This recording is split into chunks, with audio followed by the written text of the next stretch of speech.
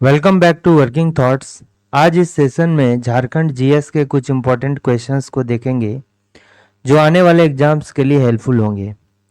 पहला क्वेश्चन है कि north Karanpura super thermal power project Jharkhand के किस जिले में है? तो इसका करेक्ट आंसर क्या होगा? ये चतरा जिले में। चतरा में कहां पर? सिमरिया के टंडवा में। ठीक है, सिमरिया के टंडवा में। ठीक है, चतरा सिमरिया का पहले भी नाम सुन चुके हैं क्योंकि यहाँ से जो है दो नदी का उद्गम होता है।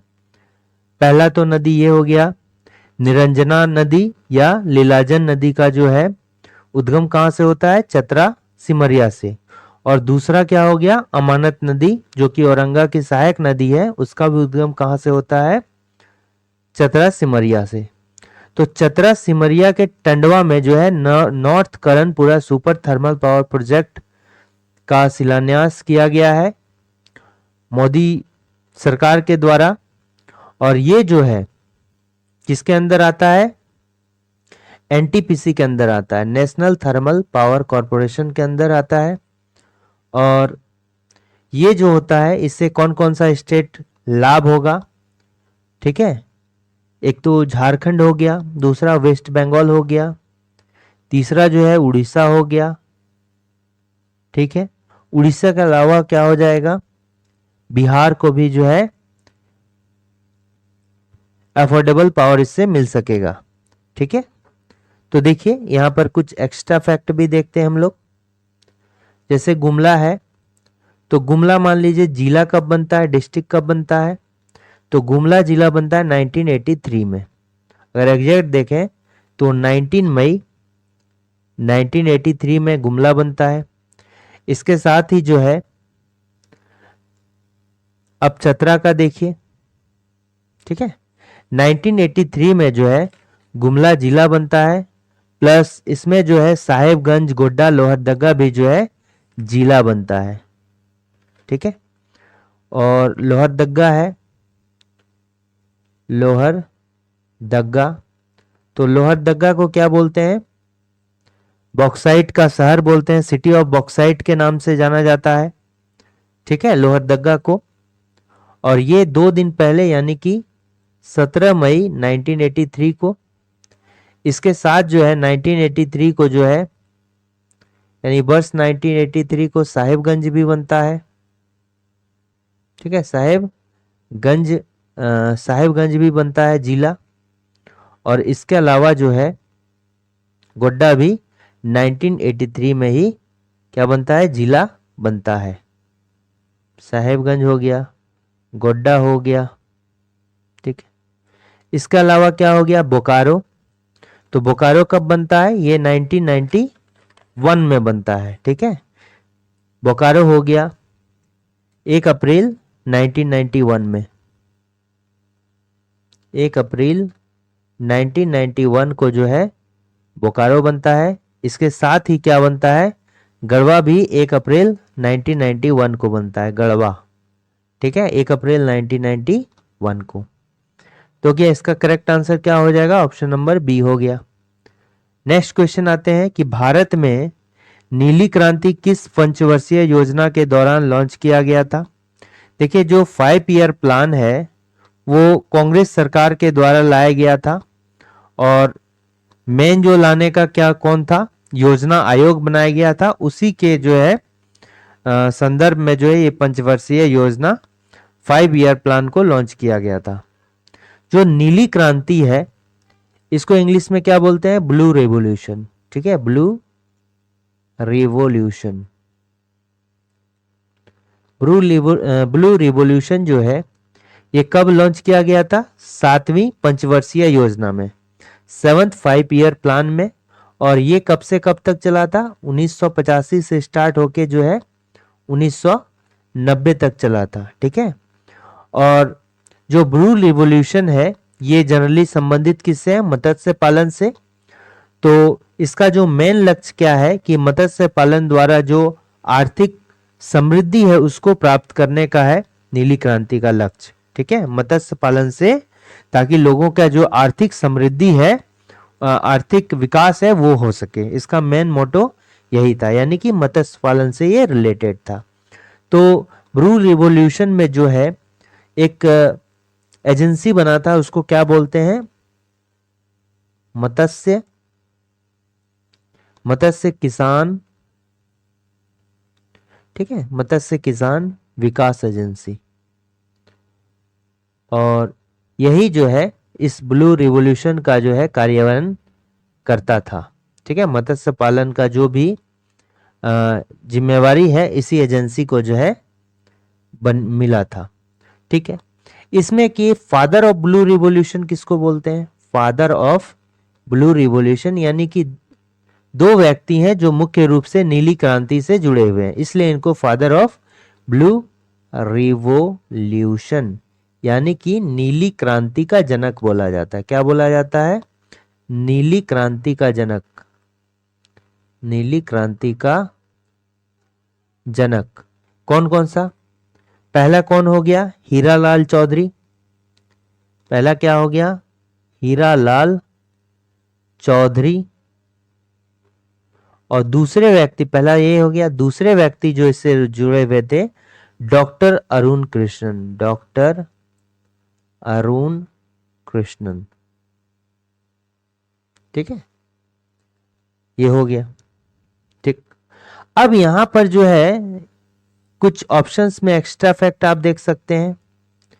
फर्स्ट जो 5 ईयर प्लान था, पहली पंचवर्षीय योजना, ये किससे? कृषि से संबंधित था।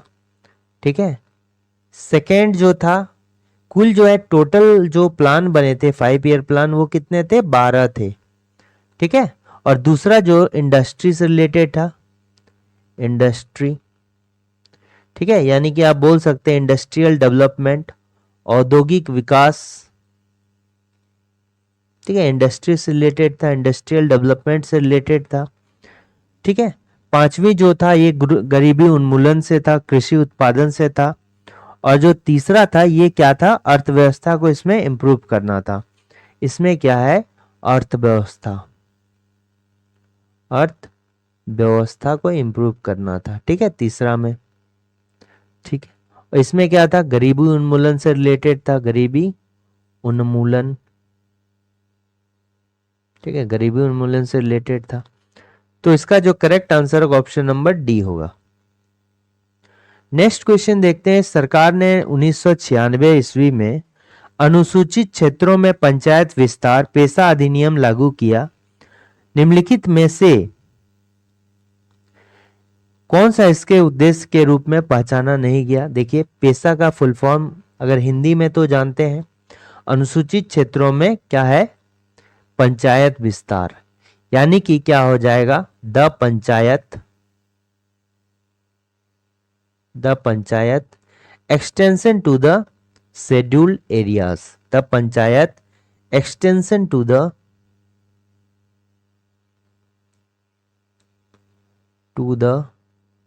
scheduled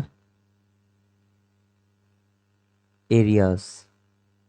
ठीक है, एरियाज, यही था the panchayat extension to the scheduled areas.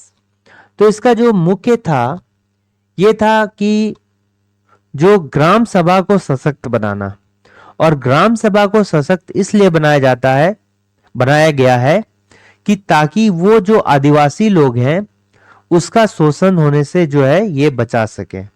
ठीक है, आदिवासी शोषित होने से बच सके, इसी कारण से जो है ग्राम सभा को काफी सशक्त, काफी मजबूत बनाया गया।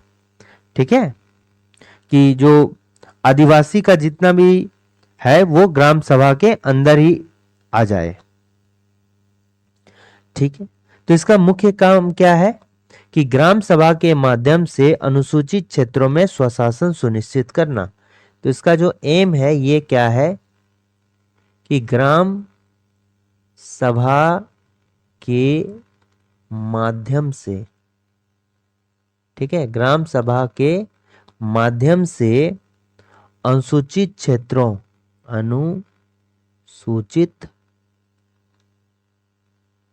क्षेत्रों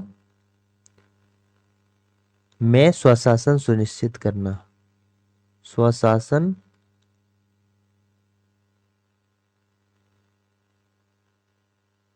करना। ठीक, यानी कि ग्राम सभा को इतना मजबूत बना देना है ताकि वे जो है प्राकृतिक संसाधनों का मैनेजमेंट करके जो है आदिवासी समुदायों को शोषण होने से जो है बचा सकता है। ठीक है, इसलिए ग्राम सभा को इसमें जो है बहुत सारे पावर दिए गए, अधिकार दिए गए थे। ठीक, अब देखिए ये न्यूज में इसलिए था क्योंकि एक रीजनल कॉन्फ्रेंस आयोजित हुआ था पेसा एक्ट 1996 को मजबूत बनाने के लिए। ठीक है, ये जो है क्या बोल सकते हैं कि एक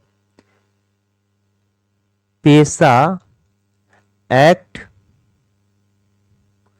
1996 को मजबूत, ठीक है, के मजबूतीकरण के लिए जो है के मजबूतीकरण के लिए यानी कि स्ट्रेंथिंग पेसा एक्ट के मजबूतीकरण के लिए एक रीजनल कॉन्फ्रेंस, रीजनल मतलब क्या हो गया, क्षेत्रीय, कॉन्फ्रेंस मतलब वाद विचार आयोजित किया गया। कॉन्फ्रेंस कहां पर आयोजित किया गया था, ये रांची में आयोजित किया गया था। कहां पर, रांची में। इसी कारण से ये जो न्यूज में था। और इसमें क्या है कि ये पेसा एक्ट को आदिवासियों के लिए कब लाया गया है। देखिए एक भूरिया समिति है, ठीक है, आप याद रखिएगा कि क्या है, भूरिया समिति है। और भूरिया समिति कब बना था, ये 1995 में बना था। और इसी समिति के सिफारिश पर जो है आदिवासियों के स्वशासन को सुनिश्चित करने के लिए पेसा एक्ट लाया गया था। ठीक है, भूरिया कमेटी के जो है भूरिया समिति के सिफारिश पर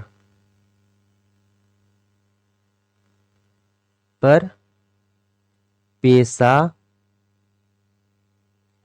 एक्ट 1996 को लाया गया था ताकि आदिवासियों के लिए उसका जो स्वशासन है वो सुनिश्चित हो सके। ठीक, तो आंसर क्या होगा, पारंपरिक अधिकारों को पहचानने के लिए, बिल्कुल सही बात है। जनजातीय लोगों को शोषण से मुक्त कराने के लिए, यह भी बिल्कुल सही है। स्वशासन को यानी कि स्वशासन प्रदान करने के लिए, ठीक है, यह भी बिल्कुल सही है।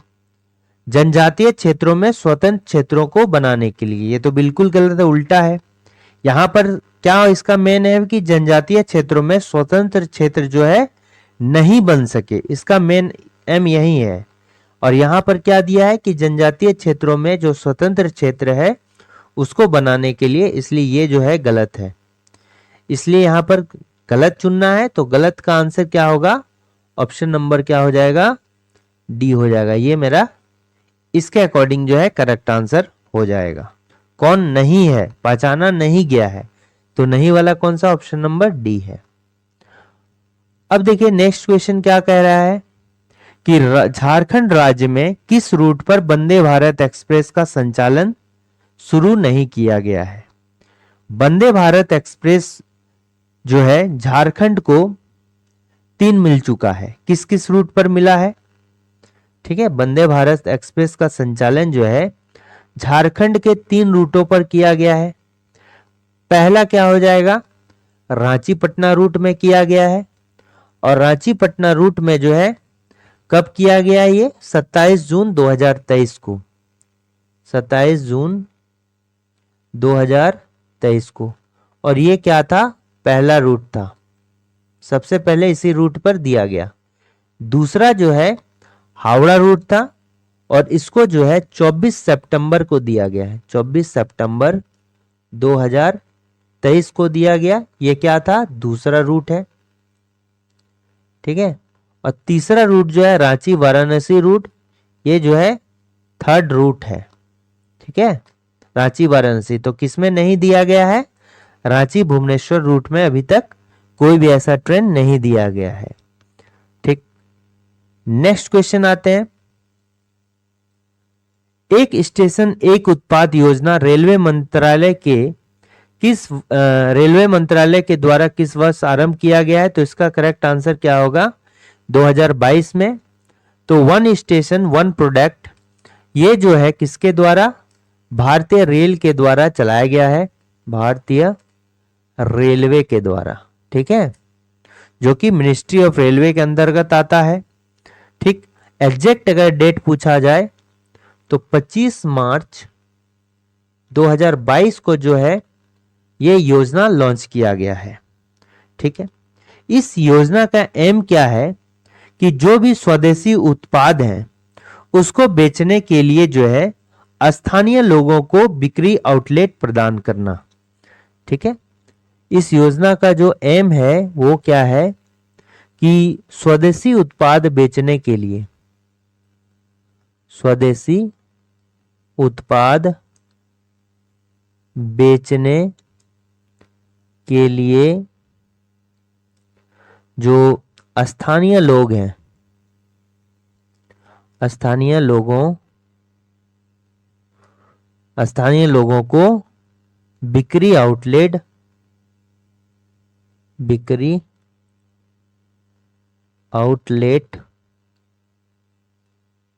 प्रदान करना। ठीक है, वो भी। ठीक है, तो और ये भी जो आउटलेट होगा एक स्पेशल रूप से डिजाइन किया जाएगा, और इसका जो डिजाइन तैयार किया गया है वो किसके द्वारा डिजाइन तैयार किया गया है? National institute of Ahmedabad design Ahmedabad के द्वारा। ठीक है, ये जो योजना है डिजाइंड बाय, किसके द्वारा डिजाइन किया गया है? National institute of design Ahmedabad.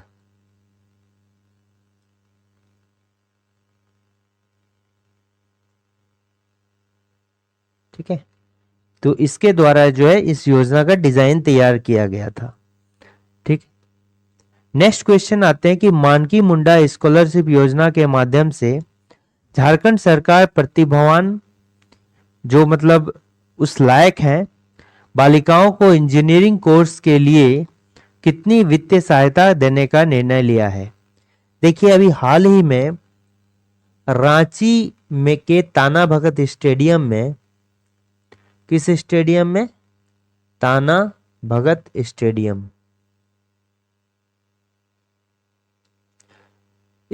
में मुख्यमंत्री चंपई सोरेन जी के द्वारा जो है 2 योजना को स्टार्ट किया गया। ठीक है, 2 योजना स्टार्ट किया गया। पहला क्या हो गया? गुरुजी क्रेडिट कार्ड योजना, गुरुजी क्रेडिट कार्ड योजना।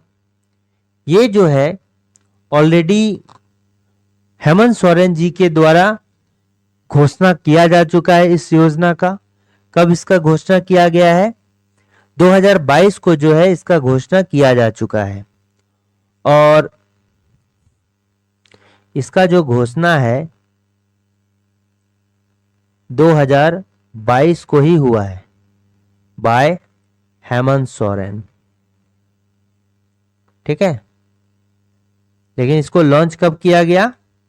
चंपई सोरेन जी के द्वारा लॉन्च किया गया है। इसमें क्या है, जो स्टूडेंट को जो है पढ़ने के लिए इसमें 15 लाख तक की राशि देगी, 15 लाख तक की राशि इसको वित्तीय सहायता के रूप में दिया जाएगा।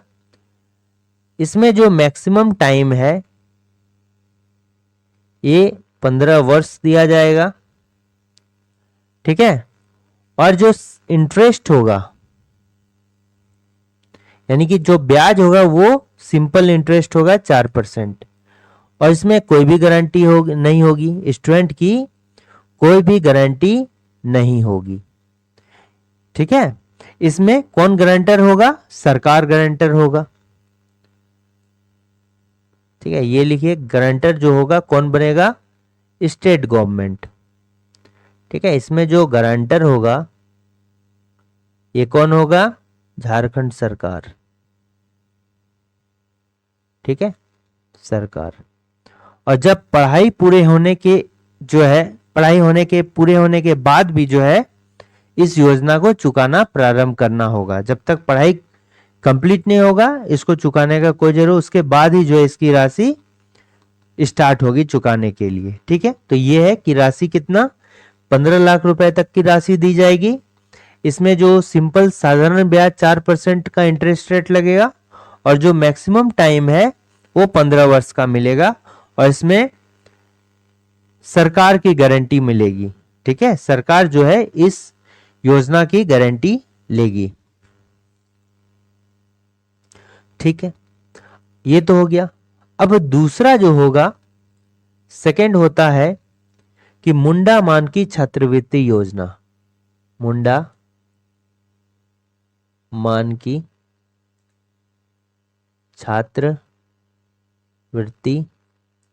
योजना। ठीक है, मुंडा मानकी छात्रवृत्ति योजना ये जो है हायर टेक्निकल एजुकेशन से रिलेटेड है। टेक्निकल एजुकेशन से जो है रिलेटेड है। ठीक है, टेक्निकल एजुकेशन। तो इसमें जो है इसका लाभ केवल छात्राओं को मिलेगा।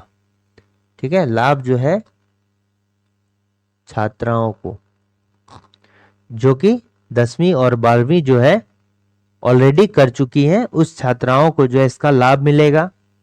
इसमें मुख्य क्या है कि इसमें 15,000 रुपए की राशि जो है प्रत्येक वर्ष डिप्लोमा कोर्स के लिए दिया जाएगा। डिप्लोमा कोर्स के लिए प्रत्येक वर्ष दिया जाएगा और 30,000 रुपए की राशि जो है प्रत्येक वर्ष इंजीनियरिंग यानी कि बीटेक के लिए इंजीनियरिंग, ठीक है, इंजीनियरिंग कोर्सेज के लिए दिया जाएगा। यानी कि बीटेक के लिए कितना, 30,000 रुपया प्रत्येक वर्ष और 15,000 रुपया प्रत्येक वर्ष किसके लिए है, ये डिप्लोमा कोर्स के लिए, केवल छात्राओं के लिए यानी कि गर्ल्स के लिए। ठीक है, तो इसमें क्या इंजीनियरिंग के लिए कितना दिया जाएगा, 30,000 रुपया प्रति वर्ष दिया जाएगा। नेक्स्ट क्वेश्चन है कि मुख्यमंत्री शिक्षा प्रोत्साहन योजना के तहत झारखंड सरकार द्वारा छात्राओं को कितना मासिक स्टाइपेंड प्रदान किया जाएगा। तो यह है 2500 रुपया, क्या हो जाएगा, पर मंथ, प्रत्येक महीना। ठीक है, तो ये जो मुख्यमंत्री शिक्षा प्रोत्साहन योजना है इसके अंतर्गत क्या है कि जो छात्र छात्राएं हैं उनको जो है मुफ्त कोचिंग प्रदान की जाएगी राष्ट्र स्तर के प्रतियोगिता परीक्षा को पास करने के लिए। ठीक है, ये क्या है, राष्ट्र स्तर का जो है प्रतियोगी परीक्षाओं के लिए मुफ्त कोचिंग की व्यवस्था इसमें है। इसमें क्या है, राष्ट्रीय स्तर के प्रतियोगी परीक्षाओं हेतु मुफ्त कोचिंग। ठीक है, मुफ्त कोचिंग की व्यवस्था है और इसमें वित्त सहायता कितना, 2500 रुपया पर मंथ जो है दिया जाएगा। झारखंड के किस जिले में जनजातीय संस्कृति और विरासत के संरक्षण और संवर्धन केंद्र की स्थापना की जाएगी। तो कहां पर किया जाएगा, सरायकेला खरसावां में। और इसका जो है किसके द्वारा ये स्थापना किया जाएगा। ठीक है, इसका जो शिलान्यास किया गया ये किसके द्वारा, अर्जुन मुंडा के द्वारा।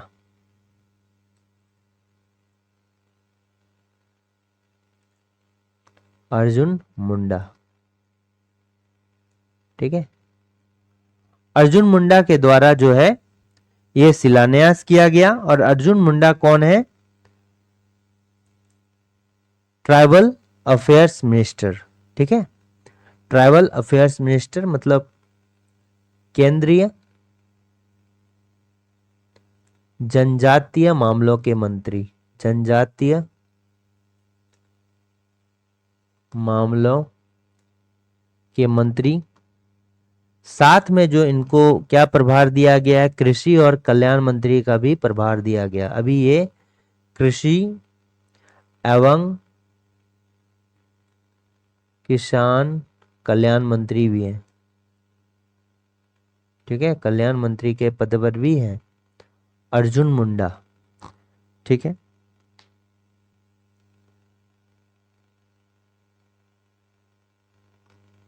देखिए अर्जुन मुंडा जो है, अच्छा सबसे पहला कि बजट की राशि कितनी है इसके लिए, बजट की राशि जो है ये कितना है, बजट की राशि इसमें 10 करोड़ रुपया दिया गया है, 10 करोड़, ठीक है।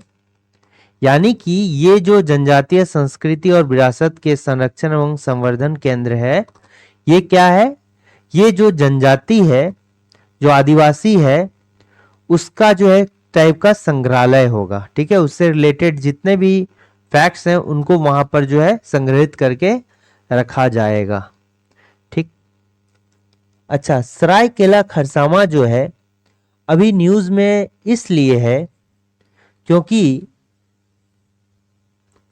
यहां से जो है एक व्यक्ति है चामी मुर्मू, ठीक है, चामी मुर्मू व्यक्ति का नाम, एक महिला है, इनका क्या नाम है, चामी मुर्मू, ठीक है, चामी मुर्मू।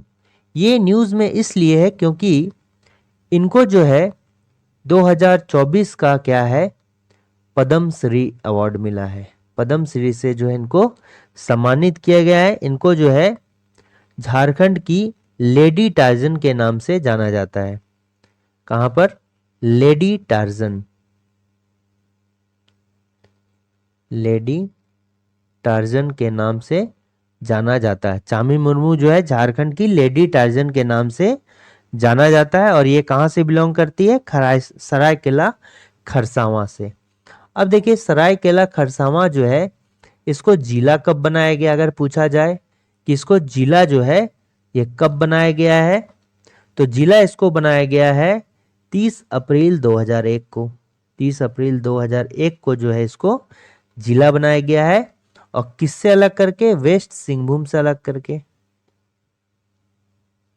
ठीक है, वेस्ट सिंहभूम से अलग करके। अच्छा अब देखिए यहां पर दो हैं, ये पहले राजवंश हुआ करते थे, सरायकेला और खरसावां। तो कभी कभी ये पूछा जा सकता है जो सरायकेला राजवंश है,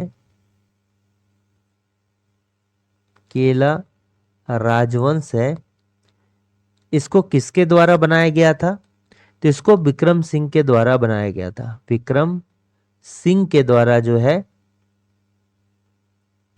स्थापना किया गया था इसका, ठीक है। ये कौन है, संस्थापक है। और दूसरा जो खरसावां है, खरसावां राजवंश है, उसका जो है कौन, क्या नाम है संस्थापक का, पद्म सिंह, क्या नाम है, पद्म सिंह, ये भी संस्थापक है, ठीक है। सरायकेला खरसावां का हेडक्वार्टर कहां है, सरायकेला में। चांडिल डैम कहां पर है, चांडिल डैम जो है ये कहां पर है, तो चांडिल डैम मेरा सरायकेला खरसावां में स्वर्ण रेखा नदी पर है, ठीक है। तो सरायकेला खरसावां में ही जो है कौन सा डैम है, चांडिल डैम है, और किस रेखा नदी पर, स्वर्ण रेखा नदी पर, ठीक है। सॉरी, तो इतना फैक्ट है।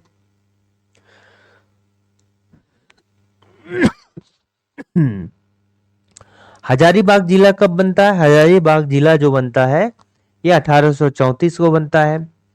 रांची जिला कब बनता है, 1899 में रांची जिला बनता है। बोकारो जिला कब बनता है, 1991 में बोकारो को जिला बनाया जाता है, ठीक। झारखंड सरकार के द्वारा अबुआ आवास योजना की घोषणा जो है कब की गई है? तो इसका करेक्ट आंसर हो जाएगा 15 अगस्त 2023 को। ठीक है, 15 अगस्त 2023 को जो है, ठीक है, इसका घोषणा किया गया था। किसके द्वारा? हेमंत सोरेन के द्वारा जो है किया गया है।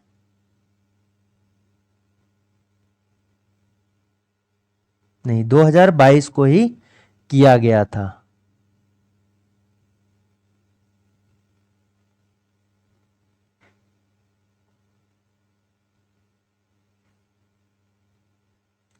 ठीक है, झारखंड सरकार के द्वारा अबुआ आवास की घोषणा कब की गई थी? तो 15 अगस्त 2022 को जो है अबुआ आवास की घोषणा किया गया है। किसके द्वारा? बाय हेमंत सोरेन। ठीक है, ठीक है, हेमंत सोरेन जी के द्वारा जो है ये किया गया है। कहां पर? मोहराबादी मैदान, मोहराबादी मैदान रांची में। मोहराबादी मैदान रांची। ठीक है, अब देखिए इसमें क्या है, अबुआ आवास योजना में इसमें जो है 3 कमरे का मकान दिया जाएगा। ठीक है, 3 कमरे का आवास, ये 3 कमरे का आवास है। और लगभग जो इसका होगा ये कितनी? 331 वर्ग मीटर स्क्वायर। ठीक है, ये लगभग जो इसका एरिया होगा 331 मीटर स्क्वायर जो है इसका एरिया होगा। और इसमें जो है कितना है? 2 लाख रुपए जो है झारखंड गवर्नमेंट के द्वारा दिया जाएगा। ठीक है, रुपए 2 लाख बाय झारखंड गवर्नमेंट के द्वारा दिया जाएगा। अच्छा, इसका अगर टारगेट का बात करेंगे तो 2026 तक जो है 8 लाख मकान निर्माण करना। ठीक है, 8 लाख आवास निर्माण करना। ठीक है, तो इसका करेक्ट आंसर क्या हो जाएगा? ऑप्शन नंबर ए हो जाएगा।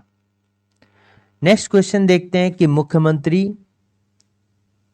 ये ग्रामीण शहरों क्षेत्रों को प्रखंड या जिला मुख्यालय से जोड़ने के लिए झारखंड सरकार द्वारा कौन सा योजना चलाया जा रहा है? तो इसका करेक्ट हो जाएगा कि मुख्यमंत्री गाड़ी ग्राम योजना। ठीक है, तो मुख्यमंत्री गाड़ी ग्रामीण योजना जो है, ग्रामीण गाड़ी योजना जो है, ये 16 मई 2023 को इसको लॉन्च किया गया था। कब?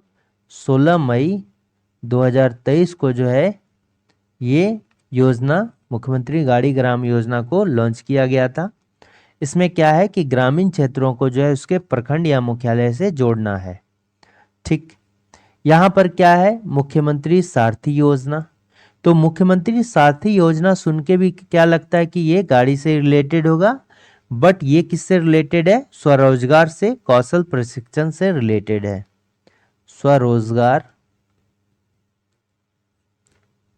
या कौशल प्रशिक्षण, कौशल प्रशिक्षण। ठीक है, उससे क्या है ये रिलेटेड है। ये कब लॉन्च किया गया है? 26 जुलाई 2022 को भी ये लॉन्च किया गया है। 26 जुलाई 2022 को जो है इसको घोषणा किया गया है। और ये किसके द्वारा घोषणा किया गया है? हेमंत सोरेन जी के द्वारा, बाय हेमंत सोरेन। ठीक है, और इसमें क्या है, ये जो स्टार्ट किया गया था, कब स्टार्ट किया गया था? स्टार्टेड ऑन, जो इसकी शुरुआत हुई ये कब हुई, किसके अवसर पर हुई? ये विश्व युवा कौशल दिवस, विश्व युवा कौशल दिवस। ठीक है, के अवसर पर जो इसको स्टार्ट किया गया। तो आप बोलिए विश्व युवा कौशल विकास दिवस कब मनाया गया 15 जुलाई 2023 को। 15 जुलाई 2023 को जो है विश्व युवा कौशल दिवस मनाया जाता है। उसी दिन जो है मुख्यमंत्री सारथी योजना को लॉन्च किया गया था। घोषणा कब? 26 जुलाई 2022 को घोषणा, और 15 जुलाई 2023 को जो है इसको लॉन्च किया गया। कहाँ पर? आर्यभट्ट सभागार रांची में लॉन्च किया गया था। ठीक है, इसमें क्या है कि 3 मंथ के अंदर अगर नियोजित नहीं होता है, 3 मंथ के अंदर, ठीक है, विद इन 3 मंथ, यदि कोई है जो नियोजन नहीं मिलने पर रोजगार प्रोत्साहन भत्ता इसमें दिया जाता है। 3 मंथ के अंदर अगर नियोजन नहीं होता है, नियोजन नहीं मिलने पर रोजगार प्रोत्साहन भत्ता, रोजगार प्रोत्साहन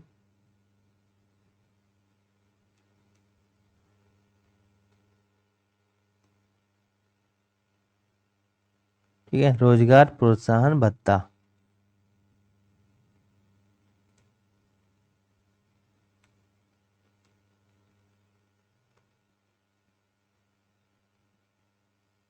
तो रोजगार प्रोत्साहन भत्ता कितना दिया जाएगा इसमें? 1,000 रुपया पर मंथ। ठीक है, कितना? अगर युवक रहा तो 1,000 रुपये जो है इसको प्रत्येक महीना दिया जाएगा। और यदि युवती है या फिर ट्रांसजेंडर है तो उसको कितना दिया जाएगा? 1,500 रुपये पर मंथ। याद रखिएगा, 1,500 रुपये जो है पर मंथ दिया जाएगा यदि युवती और ट्रांसजेंडर है, और युवक है तो 1,000 रुपया पर मंथ। हाल ही नवंबर 2023 में भारत और किस पड़ोसी देश के बीच जो है संयुक्त सैन्य अभ्यास सूर्य किरण में भाग लिया? तो सूर्य किरण जो एक सैन्य अभ्यास है और ये भारत प्लस नेपाल के बीच में आयोजित किया गया। भारत और नेपाल के बीच में, कहाँ पर? उत्तराखंड में। ठीक है, उत्तराखंड में जो है ये आयोजित किया गया था। ठीक, और ये जो है कौन सा एडिशन था? नवंबर 2023 का जो है सूर्य किरण 17th एडिशन था। 17th एडिशन, 17वां संस्करण था। ठीक है, 17वां संस्करण था। ठीक है, देखिए कुछ इंपॉर्टेंट पॉइंट है, और ये उत्तराखंड में कहाँ पर? पिथौरागढ़ में। ठीक है, पिथौरागढ़ में ये सूर्य किरण आयोजित किया गया था। अब देखिए मित्र शक्ति एक है। मित्र शक्ति अगर पूछा जाएगा 2023 तो किसके किसके बीच में है? ये भी सैन्य अभ्यास है। ये भारत प्लस किसके बीच में है? श्रीलंका के बीच में। ठीक है, मित्र शक्ति 2023 हो गया। वीर गार्जियन 2023 है। वीर गार्जियन, 20 गार्जियन 2023 है। ये भारत प्लस जापान के बीच में है। Bharat plus Japan. ठीक है, और ये जो है वायुसेना से रिलेटेड है। वायुसेना, भारत और जापान के बीच में वीर गार्जियन 2023। तो इसका करेक्ट आंसर क्या होगा? ऑप्शन नंबर बी होगा। भारतीय नौसेना का प्रमुख कौन है? तो ये कौन हो जाएगा? एडमिरल दिनेश कुमार त्रिपाठी, और ये जो है 26वें नौसेना अध्यक्ष हैं। 26th नौसेना अध्यक्ष, जिसको एडमिरल बोलते हैं। अच्छा, ये आर हरि कुमार जो है, ये इन्हीं का स्थान जो है कौन लिए थे? एडमिरल दिनेश कुमार त्रिपाठी। ये 25th नौसेना अध्यक्ष हैं। ठीक है, और दिनेश कुमार त्रिपाठी के पहले जो है आर हरि कुमार ही जो है कौन थे, प्रमुख थे। ठीक, अब देखिए कुछ इंडियन आर्मी का भी याद रखिए, थल सेना अध्यक्ष का। इंडियन आर्मी में जो चीफ ऑफ डिफेंस स्टाफ है, थल सेना अध्यक्ष है, chief of defence, chief of defence staff नहीं, chief of army staff, chief of army staff कौन है,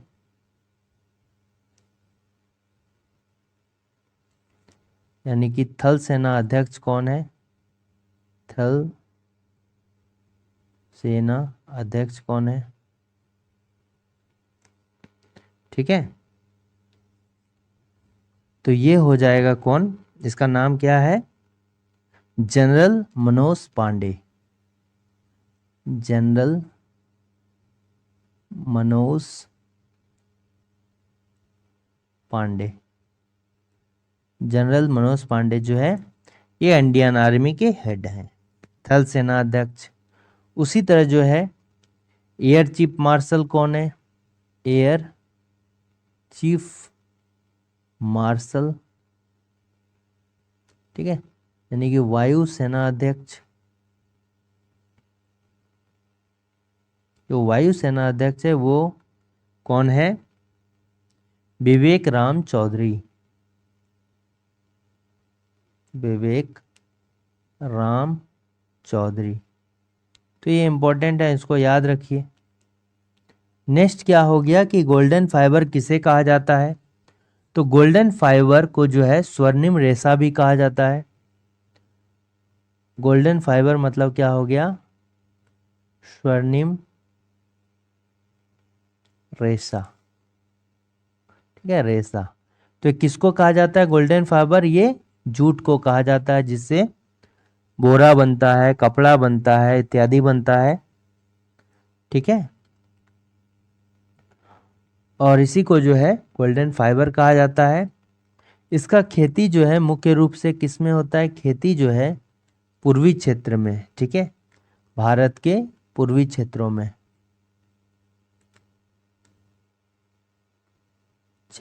जो है इसका खेती किया जाता है।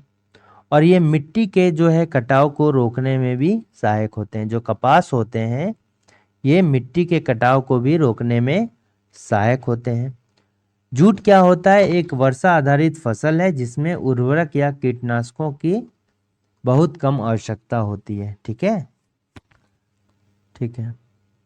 अच्छा, कपास के लिए कौन सी मिट्टी इंपॉर्टेंट है, ये हो जाएगी काली मिट्टी। ठीक है, कपास के लिए जो है काली मिट्टी इंपॉर्टेंट है। काली मिट्टी में जो है कपास अच्छी तरीके से होता है।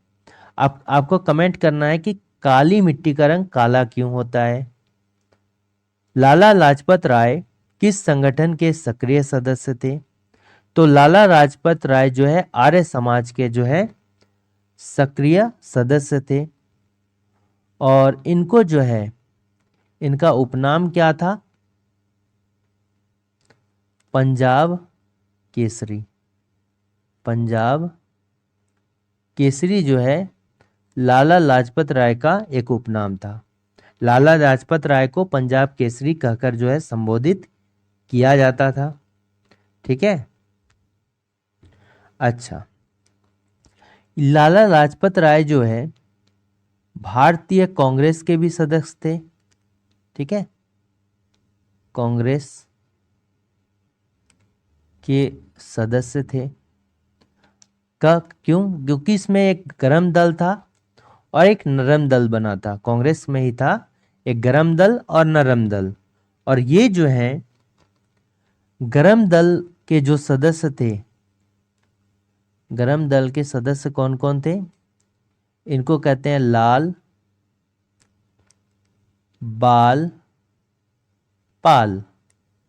लाल बाल पाल मतलब लाला लाजपत राय, बाल गंगाधर तिलक और बिपिन चंद्र पाल। तो उनमें से एक सदस्य कौन, ये लाल भी थे, यानी कि लाला लाजपत राय हो गया। ठीक है, ये क्या हो गया, लाला लाजपत राय हो गया। ठीक, ये हो गया बाल गंगाधर तिलक, तिलक हो गया। और ये क्या हो गया, बिपिन चंद्र पाल, बिपिन चंद्र पाल। ठीक है। अच्छा, अब देखिए इसमें कुछ इंपॉर्टेंट पॉइंट्स, अब देखिए ये भी आ सकते हैं। आर्य समाज, आर्य समाज का स्थापना कहाँ पर किया गया था? तो ये बम्बई में किया गया था, बम्बई में किया गया था। कब किया गया था? ये जो किया गया था ये हो गया 10 अप्रैल 1875 को। ठीक है, 10 अप्रैल 1875 को किया गया था। किसके द्वारा किया गया था? 10 अप्रैल 1875 को। और ये स्वामी दयानंद सरस्वती के द्वारा, स्वामी दयानंद सरस्वती के द्वारा किया गया था। क्या हो गया? ब्रह्म सभा। देखिए ब्रह्म समाज और ब्रह्म सभा एक ही है। इसका ब्रह्म बाद में नाम चेंज करके ब्रह्म समाज रखा गया है ब्रह्म सभा से। ठीक है, तो ब्रह्म सभा का जो स्थापना किया गया, ये किसके द्वारा किया गया है? द्वारका नाथ टैगोर, जो कि रविंद्रनाथ टैगोर के पिताजी थे, और राजा राम मोहन राय के द्वारा। ठीक है, राजा राम मोहन राय के द्वारा, राजा राम मोहन राय हो गया। और प्लस में कौन थे? द्वारका नाथ टैगोर, द्वारका नाथ टैगोर। और ये जो द्वारका नाथ टैगोर हैं, ठीक है, ये रविंद्रनाथ टैगोर के पिताजी हैं। और ये जो है कब स्थापना किया गया था ब्रह्म समाज का? 1828 ईस्वी में। कहां पर? कोलकाता में।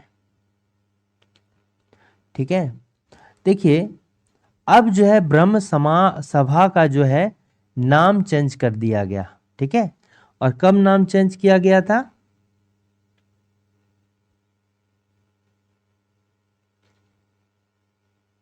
ये 1830 में, 1830 में जो है क्या हो गया?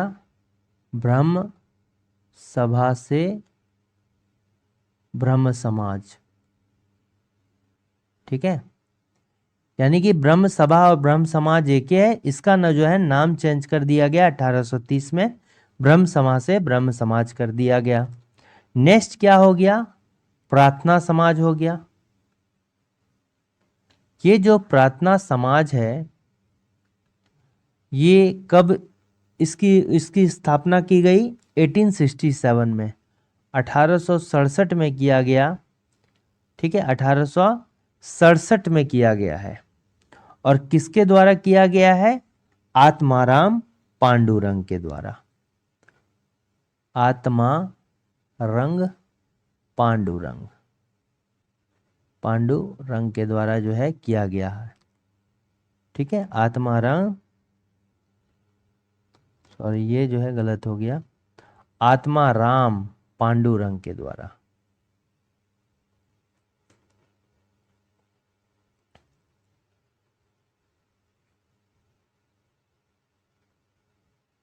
इसका 1867 में जो है स्थापित किया गया था। आर्य समाज कब? 1875 में। 1828 में ब्रह्म समाज, ब्रह्म सभा। जैन धर्म के प्रथम तीर्थंकर कौन थे जिन्हें आदिनाथ के नाम से भी जाना जाता है? तो ये कौन थे? ऋषभ देव थे। ठीक है, अभी तक जो है जैन धर्म के कितने तीर्थंकर हुए हैं? 24 तीर्थंकर हुए हैं, 24 तीर्थंकर हुए हैं। और अगर झारखंड की बात करें तो झारखंड में एक पारसनाथ है। ठीक है, पारसनाथ पहाड़ है जो कि, ठीक है, पारसनाथ पहाड़ी है। इसका हाइट 1365 मीटर है, या 4478 फीट हो गया, इसकी हाइट हो गई। और ये झारखंड का सबसे ऊंचा पहाड़ है। ठीक है, और इसी के नीचे जो है एक मधुवन है, मधुवन है। ठीक, तो इसको जो है जैन धर्म का मक्का कहा जाता है। जैन धर्म का मक्का कहा जाता है किसको? पारसनाथ को। ठीक है, क्योंकि यहाँ पर 24 में से 20 को जो है तीर्थंकर को निर्वाण की प्राप्ति हुई, निर्वाण प्राप्ति हुई है। ठीक है, कितना? 24 में से 20 जो है तीर्थंकर को निर्वाण की प्राप्ति हुई है। ठीक है, ये जो पारसनाथ का नाम है, ये 23वें जो तीर्थंकर है पार्श्वनाथ, उन्हीं के नाम पर रखा गया है। ठीक है, ये अजीत नाथ जो है पहले तीर्थंकर थे जिन्हें पारसनाथ में निर्वाण प्राप्ति हुआ। पारसनाथ में निर्वाण प्राप्ति। ठीक, पार्श्वनाथ जो है ये 23rd जो है तीर्थंकर हैं,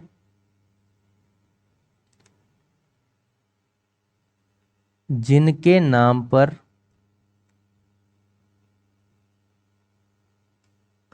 पारसनाथ का नाम पड़ा। पारसनाथ का नामकरण हुआ। ठीक है, नामकरण हुआ। यह हो गया। भगवान महावीर जैन जो है ये 24th तीर्थंकर है। और निर्वाण कहाँ प्राप्ति हुआ इनको? राजगीर में। ठीक है, कहाँ पर? राजगीर में जो है इनको निर्वाण की प्राप्ति होती है। ठीक है, और राजगीर कहाँ पड़ता है? बिहार में। अच्छा, एक इम्पॉर्टेंट है कि जो 10वें तीर्थंकर हैं उनका नाम क्या है? शीतलनाथ। ठीक है, और इनको जो निर्वाण की प्राप्ति हुई थी ये कोल्हुआ पहाड़,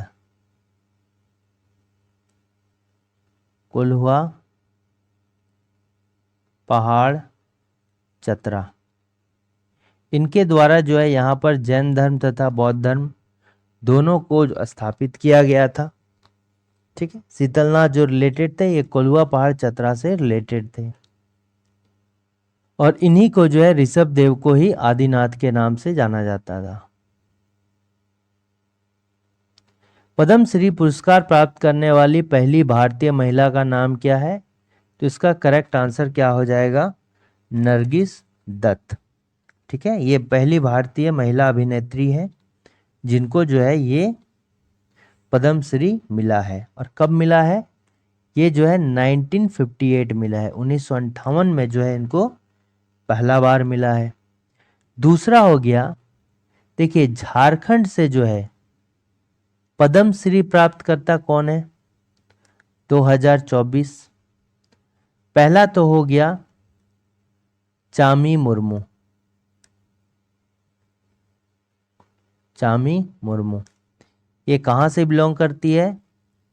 सरायकेला खरसावां से। ठीक है, सरायकेला खरसावां से। इनको झारखंड की लेडी टार्जन के नाम से जाना जाता है। Lady Tarzan of Jharkhand. ठीक है, झारखंड का लेडी टार्जन के नाम से जाना जाता है। इनको 2024 का जो है पद्म पुरस्कार मिला है। दूसरा जो है पूर्णिमा महतो को भी मिला है। पूर्णिमा महतो ये कौन है? ये आर्चरी कोच हैं, तीरंदाज कोच हैं। और ये कहाँ से बिलोंग करती है? जमशेदपुर से। ठीक है, जमशेदपुर से ये बिलोंग करती हैं। ठीक, अच्छा 2024 में जो है कुल जो पद्म श्री मिला है वो कितने व्यक्ति को मिला है? 110 व्यक्ति को। ठीक है, कुल पद्म श्री 110 व्यक्ति को। पद्म जो भूषण मिला है पद्म भूषण, ये कितने व्यक्ति को मिला है पद्म भूषण? ये 17 व्यक्ति को मिला है। और पद्म विभूषण, ये कि जो भारत का सर्वोच्च दूसरा, ये जो है भारत रत्न के बाद दूसरा सर्वोच्च सम्मान कौन है? पद्म विभूषण। तीसरा सर्वोच्च सम्मान कौन है? पद्म भूषण। और चौथा जो सर्वोच्च सम्मान है ये हो गया कौन सा? पद्मश्री। तो पद्म विभूषण जो है 5 व्यक्ति को मिला है। इस 110 व्यक्ति में से 8 महिलाओं को ये जो है पद्मश्री दिया गया है। ठीक है। बिरसा कृषि विश्वविद्यालय के नए कुलपति कौन बने हैं? तो इसका करेक्ट आंसर क्या हो जाएगा? डॉक्टर सुनील चंद्र दुबे को जो है बिरसा कृषि विश्वविद्यालय का नया कुलपति। बिरसा कृषि विश्वविद्यालय जो है झारखंड का एकमात्र कृषि विश्वविद्यालय है। इसकी जो स्थापना है कहाँ पर किया गया था? रांची, कांके में। ठीक है, कांके में इसका स्थापना किया गया था। और इसका जो स्थापना है, स्थापना जो है ये कब? 1956 को किया गया था, 1956 को। बट इसको जो विश्वविद्यालय का दर्जा मिला है, विश्वविद्यालय का दर्जा, ठीक है, ये कब मिला है? ये 1956 को ये इस्टेब्लिश हुआ, बट 1981 में विश्वविद्यालय का दर्जा मिला। इसलिए कभी कभी जो इसका इस्टेब्लिशमेंट जो लिखा जाता है, ये कब लिखा जाता है? 26 जून 1981 को। ठीक है, समटाइम्स, कभी कभी ये लिखा जाता है 26 जून 1981 को, बट अगर ना रहे तो 1956 है तो उसको पहला प्रेफरेंस देंगे। ठीक है। नेक्स्ट क्वेश्चन है कि साल 2023 में संथाली भाषा के लिए साहित्य अकादमी पुरस्कार से सम्मानित होने वाले व्यक्ति कौन है? यहाँ देखिए 3 कैटेगरी में दिया जाता है। एक तो मुख्य जो कैटेगरी है साहित्य अकादमी पुरस्कार वो दिया जाता है। दूसरा हो गया कि युवा पुरस्कार दिया जाता है, साहित्य अकादमी का युवा पुरस्कार। और तीसरा जो कैटेगरी है कि बाल साहित्य पुरस्कार दिया जाता है साहित्य अकादमी का, जो कि 9 से लेकर जो है 9 से 16 वर्ष तक के बच्चों को टारगेट करता है। ठीक है, तो इसमें देखिए कौन कौन है। तो सबसे पहले ये जानिए कि साल 2023 का जो है जो साहित्य अकादमी है, साहित्य अकादमी है, ये 17th एडिशन है, 17वां संस्करण है। देखिए साहित्य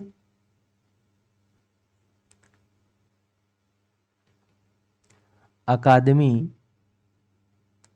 2023 जो है ये कौन सा एडिशन है? 17वां, 70th एडिशन है अवार्ड का। ठीक है, और ये जो है कुल 24 भाषाओं में ये अवार्ड दिया जाता है। कुल 24 भाषाओं में जो है ये अवार्ड दिया जाता है। इसमें क्या होता है? एक ताम्रपत्र दिया जाता है, ताम्रपत्र, प्लस एक शॉल दिया जाता है, और प्लस 1 लाख रुपए की जो है राशि दी जाती है। ठीक है, ये हो गया मुख्य अकादमी जो है, मुख्य साहित्य अकादमी 2023 में। ठीक, इसके अंदर जो है देखिए इसको कब 1954 से स्टार्ट हुआ था। कब से स्टार्ट हुआ था? 1954 से इसकी जो स्थापना की गई थी इस अवार्ड की 1954 में जो है स्थापित किया गया था, में स्थापित। ठीक है, फिर नेक्स्ट क्या हो गया कि ये जो है साहित्य अकादमी अवार्ड जो है ये ज्ञानपीठ पुरस्कार, साहित्य के क्षेत्र में जो ज्ञानपीठ अवार्ड है ये सबसे बड़ा अवार्ड है। और ज्ञानपीठ पीठ के बाद जो है ज्ञानपीठ पुरस्कार के बाद सबसे बड़ा साहित्य अवार्ड है, सबसे बड़ा साहित्य पुरस्कार है जो कि भारत के द्वारा दिया जाता है। ठीक है। अच्छा, इसमें और कैटेगरी कौन कौन सा है देखिए, तो मुख्य वाला में जो है, ये देख लीजिए कि मुख्य वाला में जो संथाली भाषा के लिए 2023 में मिला है, संथाली भाषा में किसको मिला है?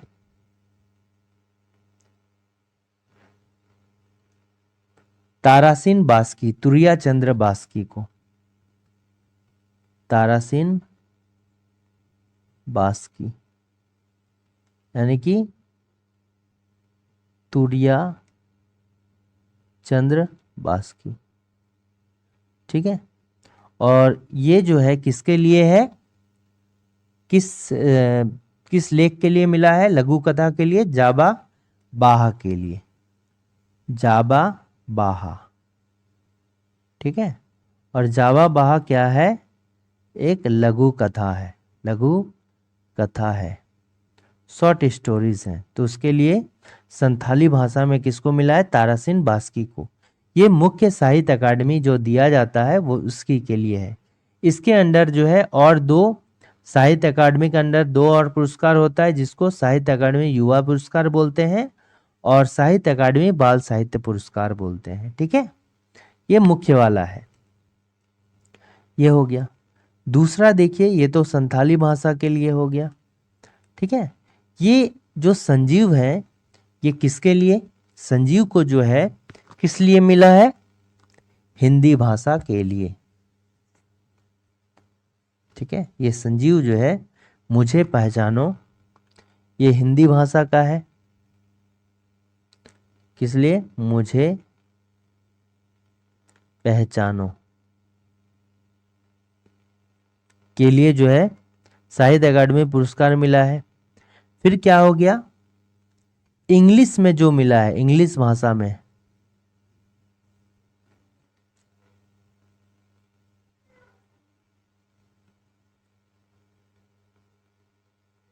रिक्विम इन रागा।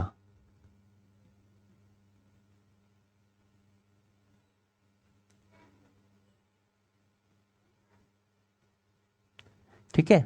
ये जो इंग्लिश में क्या बुक का नाम है? रिक्विम इन रागा। और ये किसके द्वारा? रिक्विम इन रागा जानकी। ठीक है। रिक्विम इन रागा जानकी, ये बुक का नाम है। और ये जो ऑथर है इसके, ये कौन है? नीलम शरण गौड़, नीलम शरण गौड़। और ये क्या है? उपन्यास है। ये क्या है? एक नोवेल है, ये भी उपन्यास है। और ये भी क्या है? उपन्यास है। ठीक है। समझ में आ गया? ये मुख्य वाला जो साहित्य अकादमी पुरस्कार मिलता है, उसमें हिंदी के लिए मुझे पहचानो को मिला है, जो कि उसके लेखक कौन है? संजीव है। ये क्या है? उपन्यास है। और इंग्लिश में रिक्विम इन रागा जानकी को मिला है, और इसके लेखक कौन है? नीलम शरण गौड़। और ये भी क्या है? ये उपन्यास है। ये मान सिंह मांझी जो है, ये झारखंड के जमशेदपुर से बिलोंग करते हैं। ठीक है, जमशेदपुर से बिलोंग करते हैं। और इसको जो है एक बुक है नैने पेटे, ठीक है, उसके लिए इसको साहित्य अकादमी का बाल साहित्य पुरस्कार दिया गया है। ये जो है साहित्य अकादमी का बाल साहित्य पुरस्कार, इसको आगे डिस्कस करेंगे। बाल साहित्य पुरस्कार दिया गया है। ठीक है, किस बुक के लिए? नैने पेटे के लिए, पेटे के लिए। ठीक है, तो इसका करेक्ट आंसर क्या हो जाएगा? ये ऑप्शन नंबर ए हो जाएगा। ठीक है ना। ठीक है।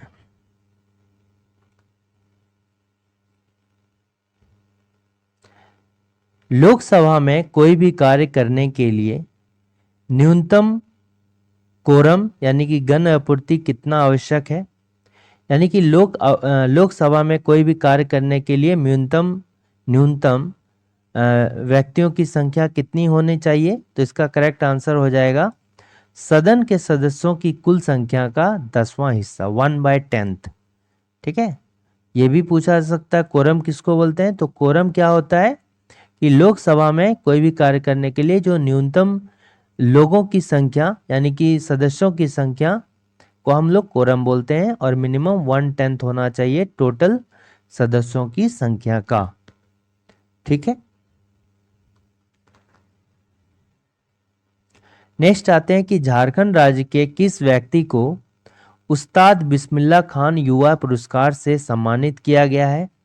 तो उस्ताद बिस्मिल्लाह खान युवा पुरस्कार 2023 से जो है सुखराम पाहन को सम्मानित किया गया है। और ये जो सुखराम पाहन है ये कहाँ से बिलोंग करते हैं? ये खूंटी जिले से बिलोंग करते हैं। और ये जो है मुंडारी लोक नृत्य कलाकार है। क्या है? मुंडारी लोक नृत्य कलाकार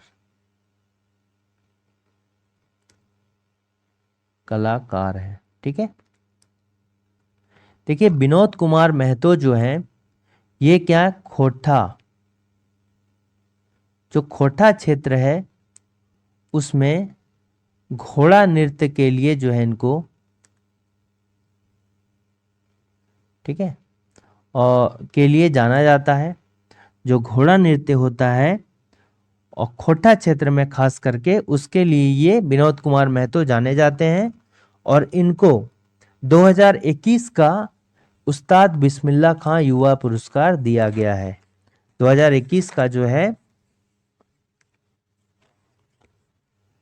से सम्मानित किया गया है। ठीक है, इनको जो है 2021 का जो है उस्ताद बिस्मिल्लाह खान युवा पुरस्कार जो है इसको दिया गया है।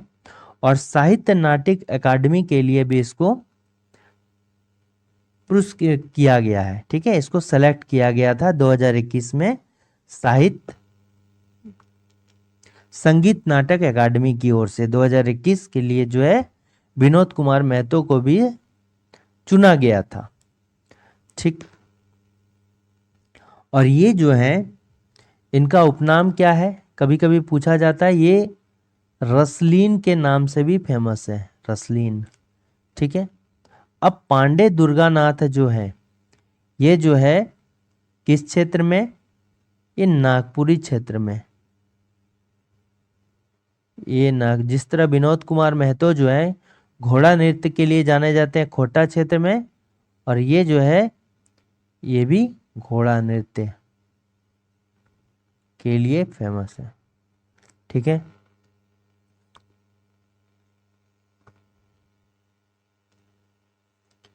नेक्स्ट आते हैं कि परीक्षित महतो।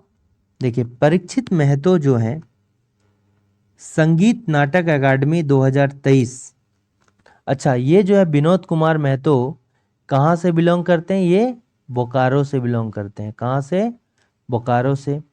जो परीक्षित महतो भी है ये बोकारो से बिलोंग करते हैं, बोकारो। और ये किस लिए फेमस है? छऊ नृत्य के लिए। ठीक है, और इनको जो है 2023 का संगीत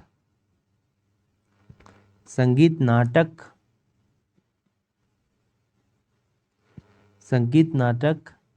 अकादमी 2023 से सम्मानित किया गया है। ठीक है, संगीत नाटक अकादमी का पुरस्कार 2023 से जो है इनको सम्मानित किया गया था। और जो 2022 का था संगीत नाटक अकादमी पुरस्कार वो किसको मिला था? ये सुधा चरण महतो को मिला था। सुधा चरण महतो। ठीक है, ये भी जो है छऊ नृत्य से रिलेटेड है। ठीक है, और ये भी कहां पर, चंदन क्यारी बोकारो, चंदन क्यारी बोकारो से रिलेटेड है। ठीक है, आदिवासियों का महाकुंभ राजकीय माघी पूर्णिमा मेला का आयोजन कहां पर किया गया है?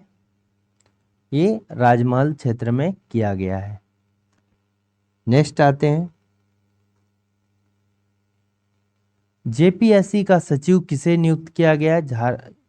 झारखंड पब्लिक सर्विस कमीशन का जो है सचिव किसको, अक्षय कुमार सिंह को जो है नियुक्त किया गया है।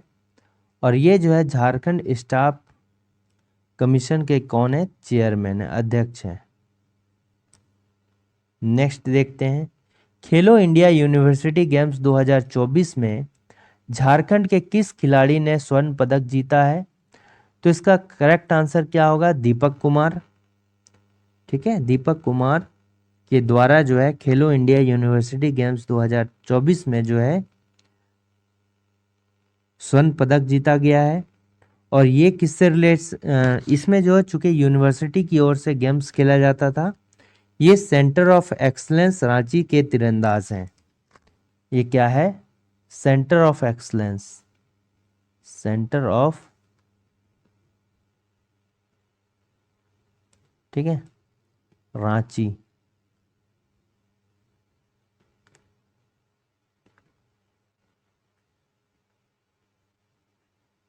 ठीक है, ये सेंटर ऑफ एक्सलेंस रांची के तीरंदाज हैं।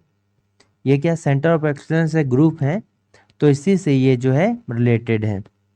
इनको क्या मिला है? स्वर्ण पदक मिला है।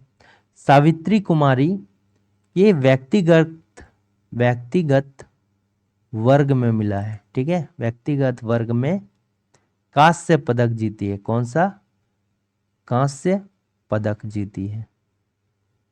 ठीक है ना, और ये जो है रांची यूनिवर्सिटी से इनका संबंध है। कहां से? रांची यूनिवर्सिटी। ठीक है, और ये है कहाँ की? ये रांची की ही है। ठीक, नेक्स्ट क्या हो गया? कोमलिका बारी। तो कोमालिका बारी जो है ये भी कौन कौन है? तीरंदाज है। और इनका संबंध जो है कहाँ से? जमशेदपुर से है। ठीक है, इनका संबंध भी कहाँ से है? जमशेदपुर से है। पूर्णिमा महतो, ये ऑलरेडी डिस्कस किया, ये 2024 में न्यूज़ में है क्योंकि इनको जो है पद्म श्री मिला है। और ये तीरंदाज कोच हैं। कहाँ से? इनका भी संबंध जो है जमशेदपुर से है। ठीक है, देश का सबसे लंबा केबल आधारित ब्रिज सुदर्शन ब्रिज कहाँ पर बनाया गया है? तो ये गुजरात में बनाया गया है। ठीक है, कहाँ पर? गुजरात में। देश का सबसे लंबा पुल है। और नेक्स्ट और लास्ट क्वेश्चन क्या है कि विश्व बैंक के वैश्विक पर्यावरण सुविधा GF के इंडिपेंडेंट एवोल्यूशन की पहले महिला डायरेक्टर कौन है? तो गीता बत्रा इसका करेक्ट आंसर है। ठीक है, तो ये इंपॉर्टेंट 25 क्वेश्चन से जो आने वाले JSSC के एग्जाम में इंपॉर्टेंट होंगे। अगर वीडियो अच्छा लगा तो लाइक, शेयर और सब्सक्राइब करना ना भूलें। Thanks for watching working thoughts.